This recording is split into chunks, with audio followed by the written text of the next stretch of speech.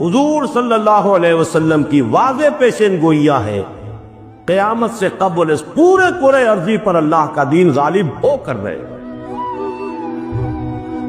میں نے بارہا کہا اپنی تقریروں میں کبھی نہ مانتا کہ ایسا ہو سکتا ہے اگر حضور نے نہ فرمایا ہوتا۔ حضور سے پہلے کسی رسول کے ہاتھوں نہیں ہوا، تو اب جبکہ نبوت ختم، رسول ختم، رسالت ختم، اب کیسے ہو جائے گا؟ بدھ جیسے ٹٹپونجیے قسم کے قائدین کے ذریعے سے کیسے ہو جائے گا؟ جبکہ انبیاء کے ہاتھوں نہیں ہوا، موسیٰ کے ہاتھ سے نہیں ہوا، عیسیٰ کے ہاتھ سے نہیں ہوا، ابراہیم کے ہاتھ سے نہیں ہوا، نوح کے ہاتھ سے نہیں ہوا، کیسے ہو جائے گا؟ میں کبھی نہ مانتا، لیکن ماننا پڑتا ہے۔ خبر دیے الصادق المصدوق محمد رسول اللہ، لا يبقى على ظهر الارض بيت وبر ولا مدر الا ادخل الله کلمۃ الاسلام۔